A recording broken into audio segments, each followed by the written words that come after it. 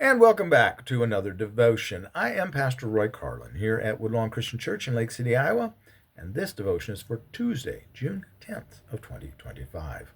We are in the book of Acts, and today we're going to wrap up chapter 16. We're going to be looking at verses 35 to 40 in chapter 16. We are on the third day talking about this section that the Revised Standard Version calls Paul and Silas in prison. Now remember, Paul and Silas and Timothy and Luke and maybe a few other folk have made it to Philippi, and that's where they're at right now. They're still in Philippi, but they started this house church down by the waterfront when they met Lydia. But they've been moving around town. So they've been in town for a little while. They've been doing some stuff. Moving around town, though, they've been being followed by this slave girl that has this spirit of divination, or spirit of the python, as we've been talking about. Go back and look at the last couple days' conversation. She is a follower, apparently, of Apollos.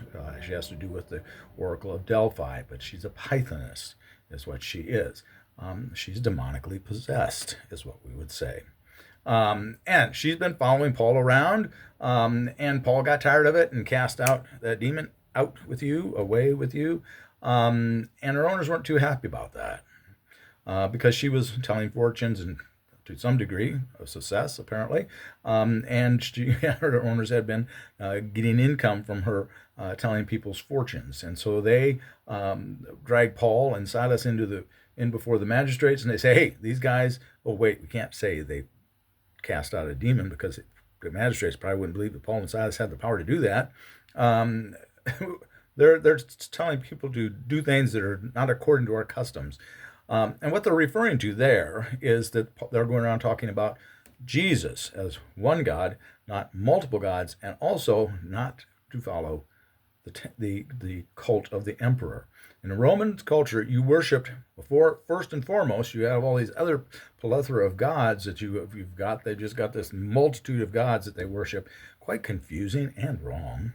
But you're also supposed to worship the emperor, the cult of the emperor. And so if Jesus is Lord, then Caesar's not. So that's what they're getting at there. So they have them beaten, thrown into jail. Then there's the earthquake, and they get the doors and the chains fall off of everybody. The doors open and the chains fall off of all the prisoners, not just Paul and Silas apparently, but other people in the prison. The jailer's going to commit suicide because he's lost all the prisoners. Paul says, don't. Nobody's left. The jailer is so moved by that, and so it's such a miraculous thing that he converts to this new sect of Judaism, the way. These followers of Christ, these Messianic Jews is what they are. They are a cult of, or a sect rather, not a cult, a sect of Judaism. Excuse me, can't talk here. Any rate, so he converts, he's baptized, his family becomes believers, they feed Paul and Silas. Yay, it's all good and well, but Paul and Silas are still in jail. And that's where we pick up in the morning. The morning after is where we're at. So verses 35 to 40, let's read them and talk about them. But when it was day, the magistrates sent the police, saying, let those men go. And the jailer reported the words to Paul, saying, the magistrates have sent to let you go. Now, therefore, come out and go in peace.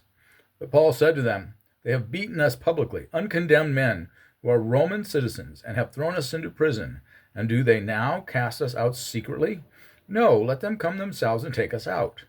The police reported these words to the magistrates, and they were afraid when they heard that they were Roman citizens. So they came and apologized to them, and they took them out and asked them to leave the city. So they went out of the prison and visited Lydia, and when they had seen the brethren, they exhorted them and departed. All right, exhorted them, not extorted, exhorted. Lift them up. All right. Be careful what you say, Roy. At any rate, so they changed their mind. Okay, let's just, we maybe we were harsh and we overreacted. Sent word to let him go. Paul says, no, I'm a Roman citizen. So Silas, apparently, Paul's from Tarsus, which is a Roman town, and people in Tarsus had the ability to be Roman citizens at birth. So Paul's born into being a Roman citizen. Silas, we don't know how his citizenship works, but it seems that they are Roman. He says Roman citizens, not I'm a Roman citizen, but we both are. Magistrates are in double trouble then, because it's against the law for them to punish a Roman citizen without having a trial. They are uncondemned, as Paul says here. And they've been beaten and thrown into jail. They've been treated harshly. They shouldn't have been able to do that, and to do that would put themselves at risk of having the same thing done to them, for them to be beaten or imprisoned, or both, most likely both. So the magistrates are a little worked up, a little bit concerned, a little bit afraid. And Paul, just says, hey, come do this. So they come, apologize, and basically, it sounds kind of soft here, but I believe they probably gave them quite a stern encouragement. Please get out of town, because we need you to get out of town. And Paul does it. So, but Paul does it after he does stand up for himself. He didn't just go. He is not just going to go, okay, and it's all right. And we need to remember that. There are times when we really need to stand up, and we need to be watchful for that. We need to be listening to the Spirit as it tells us, this is a time I need to stand up. Even if it's a time where I may be putting myself in peril. It may be a time that I need to stand up for the Lord. And that's what we need to be aware of. And that's what we need to be watching for. And that's what Paul has modeled for us here, I think, both Paul and Silas. It's a great story, the whole story. It took us 3 days to get through it, but it's a great story. So that's what I've got for you today. We'll pick up on Thursday with chapter 17. If you enjoy listening to these devotions, please do like and subscribe. Make a kind comment if you'd like. We'd like to hear from you. We'd love to hear from you. But most importantly, come on back again to Thursday. And we'll see you then. God bless you. Be a blessing to someone today. God loves you. Bye-bye.